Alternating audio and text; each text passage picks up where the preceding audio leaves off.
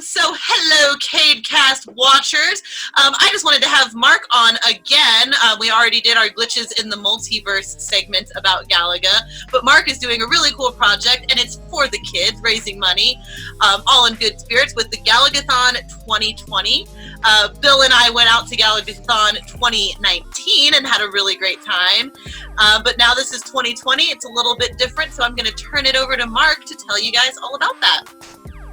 Thanks, Casey. So this is, as you just mentioned, this is the second year in a row that we've done this event. And the way this event kind of started in my mind, the way I was inspired by it, there's a group of people that play Mario. It's called the Mario Marathon. They've been doing it for the last 10 years, and they've been raising money for kids.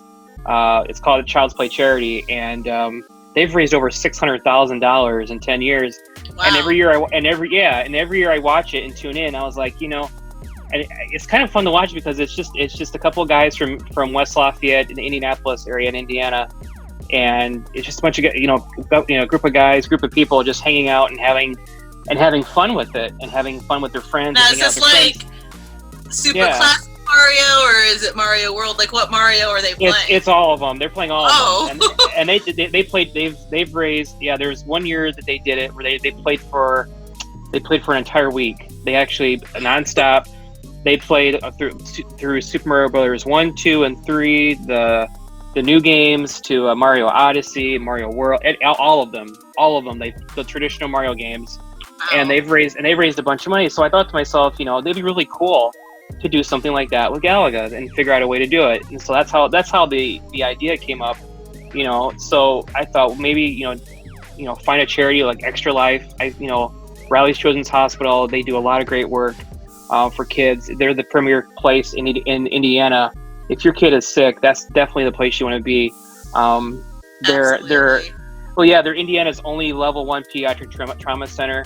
They see 30,000 kids each year, and the money that they get through donations helps them out with families that are coming to get treatment, research at the hospitals.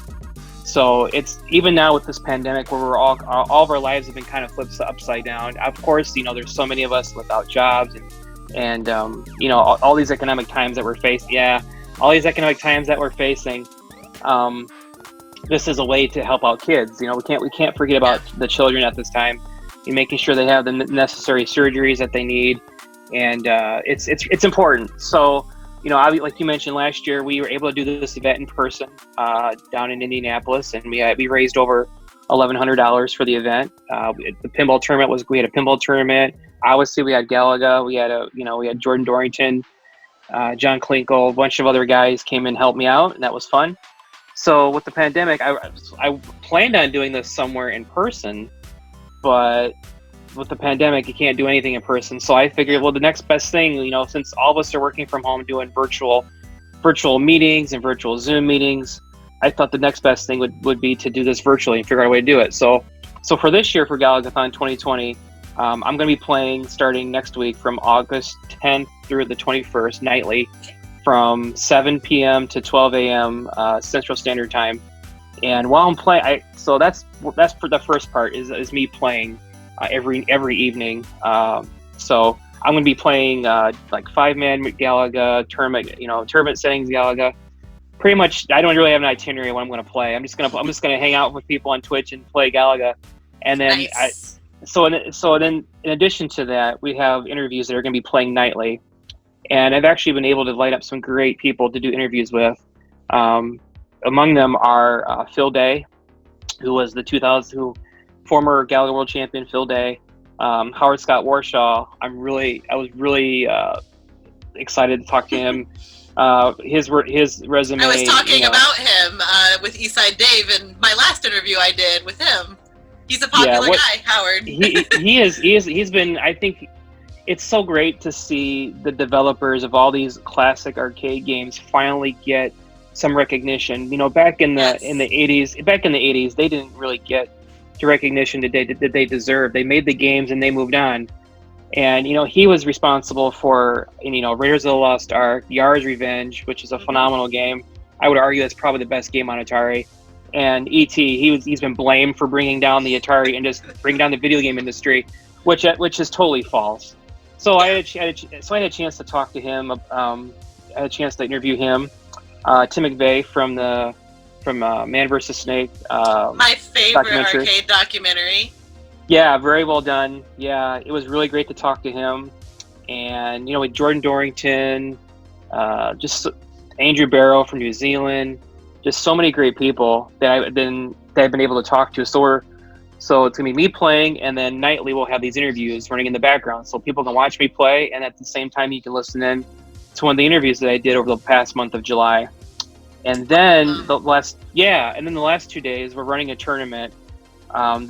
The tournament, it's $10 to enter the tournament. You can donate more if you'd like, and it won't increase your odds of winning or anything. But if you want to donate more, that's great. You can donate more. The minimum is $10, and people can go ahead and jump in and play. We're going to have the tournament's going to consist of the top 8 players for score, for hit miss ratio, and I can't remember the last one that we're having, but and longest time and streamed online. So if you stream on Twitch it'll put you in the top 8, and the top 8 is a versus done on over on the Galaga group Facebook page.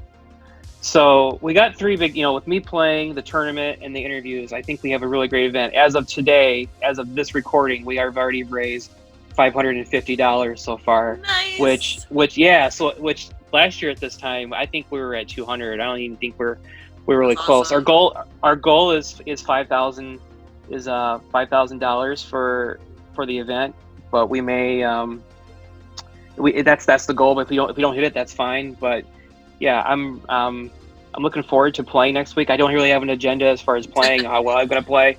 It's kind of like just fire up the machine and see what happens. I'm not going to be playing for world records or personal bests or anything. I was going to ask, like, you have any records or anything in your sights, but you just kind of answered that question for me. Yeah, I kind of like, so I have the single ship world record. I may play a little single ship to see if I can up my world record score. That'd be kind of cool. Yeah, I really don't have an agenda because it's going to be, playing at night, just hanging out in the Twitch and seeing people that show up and running these interviews. And the entire goal is just to raise money for Riley's. I think that's the entire goal of it all. So. That's awesome. I love that you're raising it for Riley, too. I used to work in Riley. I worked there for 3 years. I managed just the coffee shop, so I did nothing medical. I'm not that special, but they have a really, really great team. And just seeing how they treat the families there and, the people that have to be on extended care, like, I can imagine that donation goes very far for them, and it does a lot of good for a lot of people. So that is a very noble cause, and I hope everyone listening to this and everybody that tunes into Galagathon will kind of dig deep, even though it is hard times right now for donating, because it is a very worthy cause. Yeah, and even if people can't donate, I know, and like you just mentioned, a lot of people just don't have the funds to donate at this time. Even sharing out the word, like spreading, like sharing it on social media, Yep. on Twitter, Facebook. On all of your social media platforms, even sharing out the word helps. That helps as well, even if you can't donate. But I'm hoping we raise the goal. Like I said, the goal is to raise as much money as possible. And I really, and I think I told you this earlier, I really enjoyed the interviews. It's been kind of therapeutic for me because I've been working from home and not around people. And doing these interviews has been like bringing people into my home kind of thing. Yeah. And you know what I mean? And so some of these people I haven't seen in a lot, obviously, Phil Day I haven't seen in 2 years, Tim McVeigh. Last time I saw them was at I had my mug at Meow Wolf at the Meow Wolf event. That was 2 years ago. So it was nice to have them, be able to sit down and talk to them and ask them questions about gaming, what they're working on, what they're doing. No agenda, just hanging out, and that was kind of very, it was helpful. So you should start a podcast. Yeah, what's funny, Casey, is that Jordan's like, you're really good at this. You should, do these interviews. You should consider having your own show. I'm like, yeah. No, I don't know about that. I don't know. We'll see. You can go in it kind of free form. That's what we've been doing, trying to just kind of figure out how everybody's going to work together and what to do in the new normal, since everybody has a home office now. Yeah, yeah, yeah. Maybe something we end up doing. And depending upon, I'd love to do this again next year. And maybe I don't have any ideas. I don't have any ideas for next year. I'm trying to get through this. Let's Yeah. get through this year, one step at a time. Get But year maybe 2 next out year. first, and then think on year 3.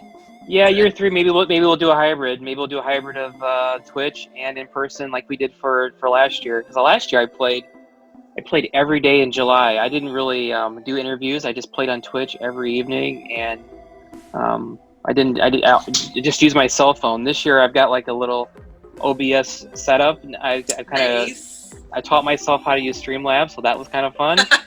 And I have a tumultuous relationship with Streamlabs. yeah, it's a pain in the butt. I've had to ask Jordan and Jacob a few questions on how to do some of this stuff. And then I bought a camera, and as you know, cameras are pretty much impossible to buy right now. Yes. And I bought this camera, and then I had this Logitech camera I bought, and then I had to set it up, and then I had to adjust the brightness and the capture. I'm like, this is a pain. It's horrible. This is horrible. This is not. I literally have like photo diffusion paper that I like stack up around my like crappy little Walmart webcam, because it was like the webcam that was left in the store. It was like $40, and I was like, you know what? It's gotta be better than nothing. Hey, and speaking of the devil, here comes Blake. Hey, Blake. Hey. Hey, How's it going, guys? what's going on, man? Not We're much. How you talking doing? about Galagathon and then now just kind of why cameras suck. So Oh, say hi. hi. Hey. What Hey. up, guys? So, what's going on Hey. with Galagathon? Gosh, what isn't going on? I mean, we got to. I mean, so like I mentioned a little bit ago, I think we've got a. It's a event. It starts next week. We're going to be running from August 10th to the 21st, and basically it's going to be me playing Galaga every night for a couple hours, and then the event's actually threefold. It's me playing Galaga. I have interviews that I've conducted with a bunch of people in the Galaga community, in the gaming community, in the industry. I've done so every night there's going to be a new interview. So the cool thing about it is, if you want to hear, I'm not really posting these interviews anywhere else. So if you want to hear the interview, you're going to have to tune in the Galagathon, because I don't at this time I don't have plans of putting them on YouTube or nothing. So if you want to hear me talk to Howard Scott Warshaw or Tim McVeigh, you need to tune in the Galagathon. So I'm going to be talking. So we're going to be talking to like I told Casey. Howard Scott Warshaw he was a delight to talk to. That guy is incredibly intelligent, incredibly smart. I think I spent probably 30 minutes talking to him, because he's busy. He's a psychotherapist. He's seeing patients in Silicon Valley.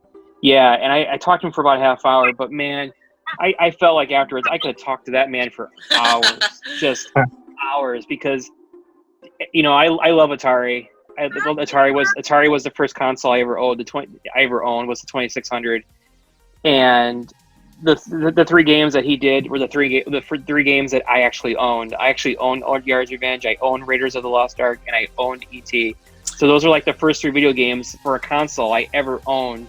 I should have stayed out of video games, because my parents played a cruel joke on me where I got an Atari for Christmas when I was younger, and the only game they got me was E.T.